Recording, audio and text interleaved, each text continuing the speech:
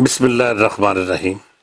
सज्जनों ते मित्रों, हयाती दुख ते सुख की धुप छां दा ना है। कदी तुसीं इस छावें लंबा सफ़र करते हो तो ये सोच भी नहीं आती कि खुरे कित्थे किहड़ी थावें जुस्सा झुस्सा आदि वालियां धुप्पां ने घेर लेना है। तो कदी दुख अजिहा डेरा लाउंदे ने कि सब सुख सुनड़े मूँह फेर लेंदे ने। असीं इंसान बहुत कमज़ोर हाँ। ताकतवर होने का जिन्ना भी दावा करिए, फिर जितावन की किन्नी भी कोशिश करिए कि सानू किसी की परवाह नहीं, अखीर हार मननी पैंदी है। एक वेला अजिहा आ ही जाता है जब साडे ताकतवर होने के सारे झूठे पोल खुल जाते हैं। हौसले की दस्तार इंज खुल के डिगदी है कि दुख जरन के सारे झूठे जतन अखा नहीं अथरू बन के डुल पेंदे ने। ठेडा इंज लगता है कि संभलिया ही नहीं जाता। मैं अपनी जाती जिंदगी ते गल करन दा कायल नहीं, पर बाज़ हादसे अजिहे भी हुंदे ने कि जिन्हां तो बाद बंदा इन्ना कल्ला हो जाता है कि बूहे बारियां कंधां ते रुखां ते गल लग के भी रोण नूं जी करदा है। मेरा बचपन वजीराबाद के पिंड अहमदनगर की गलियां विच गुजरिया। वालिद होरी हकीम सन। बंदियां दे दुखां दे नाल नाल मुआशे दीयां बीमारियां दा इलाज भी फर्ज समझ के करन दी सोच रखण वाले। मैं जद होश संभाल रहा सां ते मेरे कन्नी इहो ही आवाज़ां पैंदियां रहियां कि ज़ालम नूं ज़ालम आखियो बिना ईमान मुकम्मल नहीं हुंदा।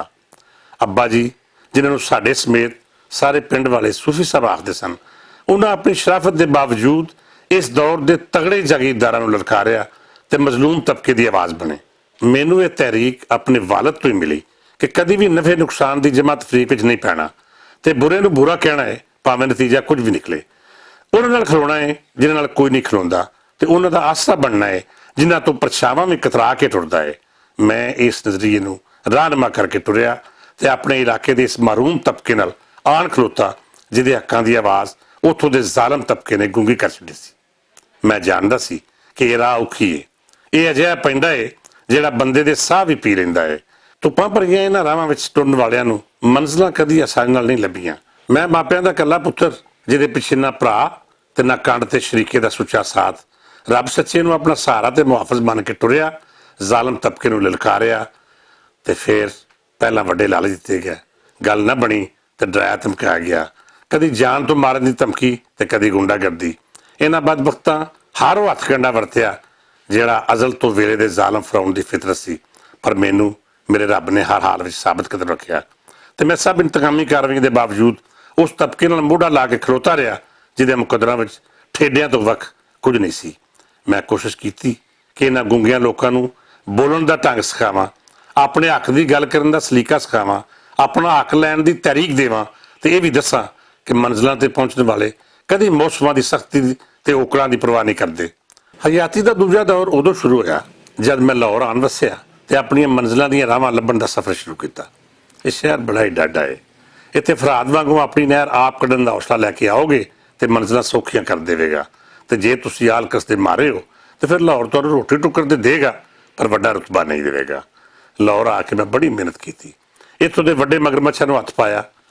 कई बारी मौत नाल अखां चार होईयां ते असीं दोवें एक दूजे नूं वेखिया ते हस के राह बदल लिया। ना मैं कदी उहदे तो घबराया ते ना ही उहने कदी मेरा पिछा छड्डिया। वो मेरे कोलों हो के लंघ जाती रही ते मैं कदी परवाह ना की। मैं उहनूं इस काबिल नहीं समझिया कि उहदियां गल्लां च आके या उहदे डर तो घबरा के ये मन लवां कि सूफी गुलाम दा पुत्तर अपने डाढे वैरी तो घबरा गया है।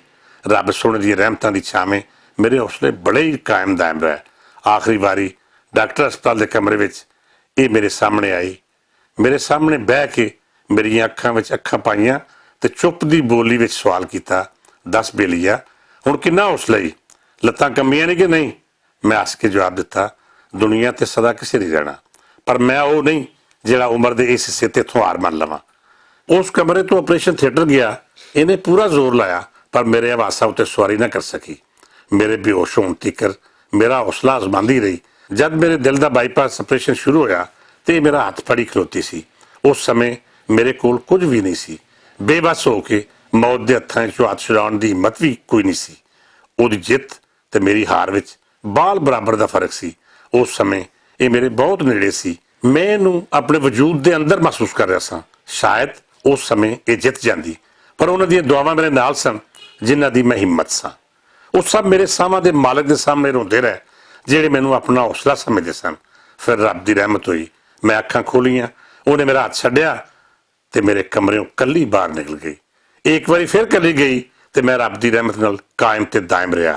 ਸਾਰੀ ਹਯਾਤੀ ਮੌਤ ਮੇਰੇ ਨਾਲ ਖੇਡਦੀ ਰਹੀ ਤੇ ਮੈਂ ਇਹਦੇ ਨਾਲ। ਇਹਨੇ ਮੈਨੂੰ ਅਜ਼ਮਾਉਣ ਲਈ ਬੜਾ ਹੀ ਢਿੱਲ ਲਾਇਆ, ਪਰ ਮੈਂ ਇਹਦੇ ਤੋਂ ਹਾਰ ਨਹੀਂ ਮੰਨੀ। ਮੈਂ ਡਰਿਆ ਨਹੀਂ, ਇਹਦੀਆਂ ਅੱਖਾਂ ਵਿੱਚ ਅੱਖਾਂ ਪਾ ਕੇ ਖਲੋਤਾ ਰਿਹਾ। ਮੈਂ ਜਿੰਨਾ ਹੌਸਲਾ ਕਰਦਾ ਰਿਹਾ, ਇਹ ਉਨੀ ਤਗੜੀ ਹੋ ਕੇ ਮੇਰੇ ਸਾਹਮਣੇ ਆਈ। ਮੈਂ ਬੜਾ ਹੀ ਬਹਾਦਰ ਸੀ ਤੇ ਇਹ ਵੀ ਬੜੀ ਜ਼ਾਲਮ ਸੀ। ਇਹ ਮੈਨੂੰ ਆਪਣੇ ਹੋਣ ਦਾ ਅਹਿਸਾਸ ਜ਼ਿੰਦਗੀ ਦੇ ਸਫ਼ਰ ਵਿੱਚ ਹਰ ਮੋੜ ਤੇ ਦਵਾਉਂਦੀ ਰਹੀ। ਇਹ ਮੇਰੇ ਸਿਰ ਦੀ ਛਾਂ ਸੂਫੀ ਸਾਹਿਬ ਨੂੰ ਲੈ ਗਈ। ਮੇਰੀ ਰਹਿਮਤ ਮੇਰੀ ਮਾਂ ਨੂੰ ਖੋਲਿਆ, ਮੇਰੀ ਸ਼ਰੀਕੇ ਹਯਾਤ ਨੂੰ ਮੁਲਤ ਵੀ ਨਾ ਦਿੱਤੀ ਤੇ ਜੁਦਾ ਕਰ ਛੱਡਿਆ। ਮੈਂ ਹੌਸਲੇ ਵਿੱਚ ਰਿਹਾ, ਇਹੋ ਹੀ ਸੋਚਿਆ ਕਿ ਵਲੀਆਂ ਨਬੀਆਂ ਵੀ ਦੁਨੀਆ ਤੋਂ ਓਹਲਾ ਕੀਤਾ, ਸਭ ਨੇ ਟੁਰ ਜਾਣਾ ਹੈ। ਦਿਲ ਨੂੰ ਤਸੱਲੀ ਦਿੰਦਾ ਰਿਹਾ ਤੇ ਸਫ਼ਰ ਜਾਰੀ ਰੱਖਿਆ। ਬਾਰ-ਬਾਰ ਅਹਿਸਾਸ ਹੁੰਦਾ ਰਿਹਾ ਕਿ ਮੇਰੀਆਂ ਇੱਛਾਵਾਂ ਘਟ ਰਹੀਆਂ ਨੇ। ਉਹ ਰੁੱਖ ਸੁੱਕਦੇ ਜਾ ਰਹੇ ਨੇ ਜਿਨ੍ਹਾਂ ਮੈਨੂੰ ਧੁੱਪਾਂ ਤੋਂ ਬਚਾਈ ਰੱਖਿਆ। ਫਿਰ ਵੀ ਹਿੰਮਤ ਨਹੀਂ ਆ ਰਹੀ। ਮੈਂ ਬੜੇ ਸਦਮੇ ਚੱਲੇ ਤੇ ਬੜੇ ਹੀ ਦੁੱਖ ਸਹਿ, ਪਰ ਕਦੀ ਇਹਨਾਂ ਨਹੀਂ ਟੁੱਟਿਆ ਜਿੰਨਾ ਦੁਖੀ ਅੱਜ ਬੈਠਾ ਵਾਂ। ਜਾਂ ਫਿਰ ਸ਼ਾਇਦ ਹਿਸਾਬ ਵੀ ਅੱਜ ਲਾਇਆ ਹੈ ਕਿ ਹਯਾਤੀ ਦਾ ਪਿੰਡਾ ਕਰਦਾ ਕਰਦਾ ਕੀ ਕੁਝ ਗੁਆ ਬੈਠਾ ਵਾਂ। ਮੈਂ ਹੁਣ ਵੀ ਡਰਿਆ ਨਹੀਂ, ਪਰ ਇਕੱਲਾ ਰਹਿ ਗਿਆ ਵਾਂ। ਮੇਰਾ ਇੱਕ ਵੱਡਾ ਦੁੱਖ ਇਹ ਸੀ ਕਿ ਮੇਰਾ ਕੋਈ ਭਰਾ ਨਹੀਂ ਸੀ। ਮੈਂ ਇਕੱਲਾ ਸੀ, ਪਰ ਮਾਮੇ ਦੇ ਪੁੱਤਰ ਮਨਜ਼ੂਰ ਹੁਸੈਨ ਨੇ ਭਰਾ ਦੀ ਇੱਕ ਕਮੀ ਹਮੇਸ਼ਾ ਪੂਰੀ ਕੀਤੀ। ਉਹ ਹਰ ਔਖੇ ਸੌਖੇ ਵੇਲੇ ਮੇਰੀ ਕੰਡ ਉੱਤੇ ਖਲੋਤਾ ਰਿਹਾ। ਉਹਨੇ ਕਦੀ ਨਫੇ ਨੁਕਸਾਨ ਦੀ ਜਮਾ ਤਫਰੀਕ ਨਹੀਂ ਸੀ ਕੀਤੀ।